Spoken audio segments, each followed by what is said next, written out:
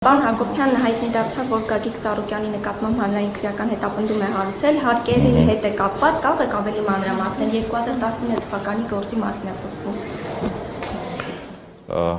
Գործը այս պահին քննվում է 19 թե 24 թվականի մասին է խոսք գնում, նաև խոսքը վարելիքի ներմուծման ոլորտին է վերաբերում, վարելիքի ներմուծման ոլորտում թաքցրած հարկերի մասին է խոսք գնում, որը նախկինում է ըստ էության բացահայտվել եւ այդ գործով հիմա վաղուց քրեական գործ կա հարուցված եւ այդ քրեական գործի քննության արդյունքում եկել է մի կետի մեր քննչական կոմիտեն, որ այդ գործողության անհրաժեշտությունն է առաջացել։ Զուգադիպություն է, որ հենց ընտրություններից հետո եկա այդ կետին։ Չեմ կարծում այդպիսի զուգադիպություն կա, ցանկացած քրեական գործ իհարկե մեր քննչական կոմիտեի գործիքները ավելի մանրամասն կմեկնաբանեն, որտեղ իրենց դիրույթում է այս բային հարցը, որտեղ պետական եկամուտների կոմիտեից վաղուց է դուրս եկել այդ աշխատանքը, եւ բնական է, որ որոշակի հասունության ժամանակ լինում են նաեւ նմանատիպ գործողություններ։ Բայց այդուհանդերձ Գագիկ Ծառուկյանը նշում է, որ ինքը այդ ժամանակ եւ նաեւ հիմա ինչ-որ տնօրենի պաշտոն չի զբաղեցրել, այսինքն այդ ամեն ինչի մասնակցությունը իր հետ կապված հիմնավոր է։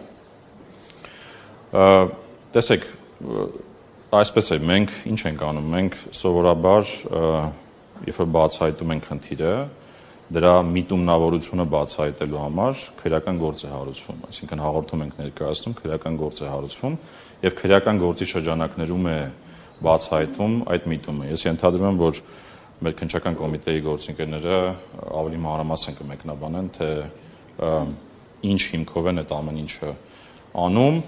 Եվ ես համոզված եմ սովորաբար իրենց գործողություններում հենց այդպես էլ է, որ իրենք անում են այն ժամանակ, երբ որ դրա անհրաժեշտությունը հասունացել է, այսինքն ինքը սովորական քրեական գործընթացի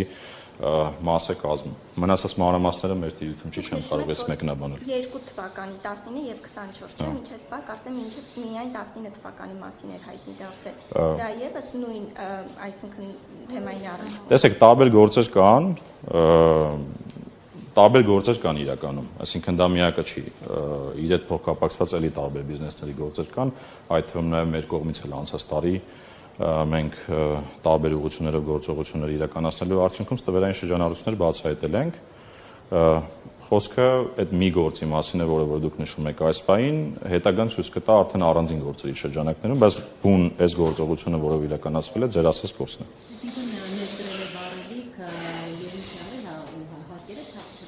Հա, այդ գործընթացում բացահայտվել են թաքցված հարկեր։ Այսինքն այդ ներմուծման եւ վաճառքի գործընթացում բացահայտվել են թաքցված հարկեր։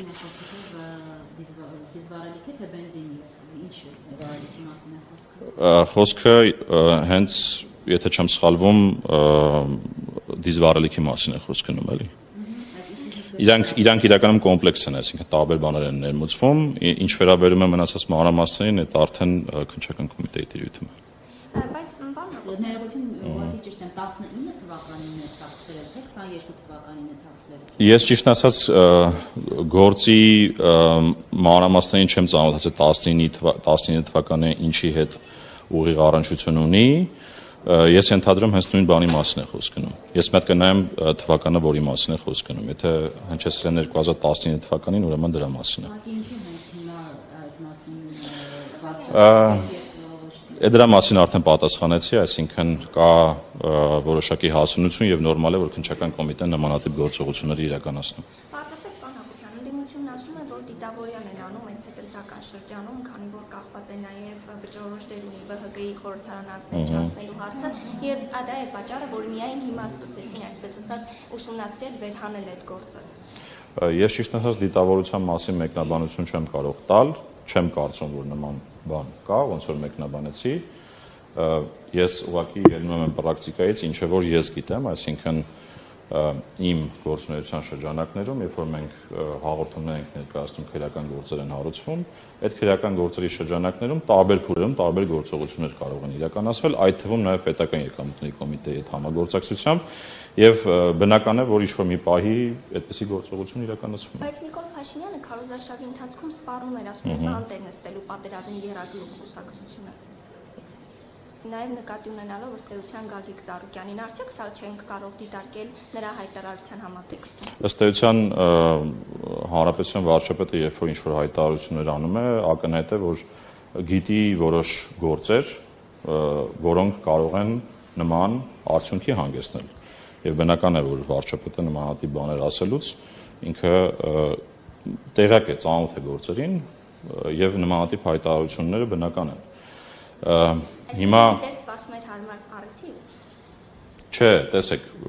կա հասունության որոշակի շրջան, այսինքն առաջի անգամ չենք խոսում մենք դրա մասին, մենք պարբերաբար այդ խնդիրներից խոսում ենք, մենք խոշոր դեպքերի մասին եթե հետևեք եւ մենք եւ քննչական կոմիտեն պարբերաբար այդ հրապարակումները անում են եւ խոսում են, օրինակ, այսինչ բիզնեսում այս խնդիրը կա, այսինչ բիզնեսում այս խնդիրը կա, կամ բացահայտվել է բավական խոշոր չափերի սովորային շրջանառություններ, սա դրանցից մեկն է պարզապես, ու բնական է, որ հանրապետության վարչապետը բոլոր աշխատանքներից եւ բոլոր գործերից տեղյակ է լինում։ Եվ օրինակ, երբ որ հասունանում է, որ օրինակ հայտարարության անհրաժեշտությունը կա, պարզ է, հանրապետության վարչապետը կարող է նմանատիպ հայտարարություն անել։ Որոնց ընթացք չեք տալիս եւ երբ որ տվյալ անձը քաղաքական ակտիվություն է ցուցաբերում, արդեն այդ գործերը ջրի երես են։ Չէ, տեսեք, եթե քաղաքական նպատակահարմարությունից ելներով, եթե դուք ասում եք մինչև 21 թվական, 24 թվական, ինչու է դեպքում 26 թվականին գործը հարուցվեց։ Շատ այդպիսի գործեր կան, որոնք երկար են տևում, որովհետև տեսեք, հանցավորության միտումնավորությունը կամ թաքցնելու միտումնավորությունը բացահայտելը կան գործեր բավական երկար են տևում։ Անկեղծ կան գործեր, հիմա էլ կան գործեր, որոնք օրինակ 4-5 տարի ուսումնասիրվում են եւ քննչական կոմիտեն ավելի մանրամասն կպատասխանի, թե ինչու է հենց հիմա հասունացել այդ բանը։ Ես նկարագրեցի զուտ քննչական գործողությունների տրամաբանությունը, որոնք որ տեղի ունենում ըստ իմ պրակտիկայի։ Հարկերի մասով հնարավոր է այլ պես քաղաքական ակտիվություն ցուցաբերող ընդդիմադիր լիդերների նկատմամբ նորից գործեր հարուցվեն կամ դուք տեղյակ եք, որ արդեն իսկ կան նման գործեր, որոնք առաջիկայում հայտնի կդառնա հասարակությանը։ Ինչը որ հայտնի կդառնա, պատկան կառույցները արդեն դրա մասին կխոսեն, ինչ վերաբերում է մեզ, մեր գործողություններում այն բոլոր սուբյեկտները, տեսեք, անձի մասին չի խոսքը, այսինքն մենք տնտեսվարող սուբյեկտին ենք ուսումնասիրում եւ եթե տվյալ անձը կապ ունի այդ գործունեության հետ կամ օրինակ դրա տնօրենն է, դրա սեփականատերն է, parza ուղղակի կամ անուղղակի ձևով առնչություն ունի այդ գործունեության հետ։ Հիմա մեր թիրախը, հարկային վարչարության թիրախը կամ օպերատիվ հետախուզական միջոցառումների թիրախը սուբյեկտներն են։ Հիմա գործ որոնք արձանագրվել են, որոնք առաջիկայում բոլոր ուղղություններով էլ կան, այսինքն եկեք չանձնավորենք, բոլոր ուղղություններով էլ կան գործողություններ ու այստեղ քաղաքական էլեմենտը բացարձակ կապ չունի, այսինքն մենք ընդ որում նշեմ, որ մենք ռիսկերով ենք գործում։ Ինչ ենք անում, մենք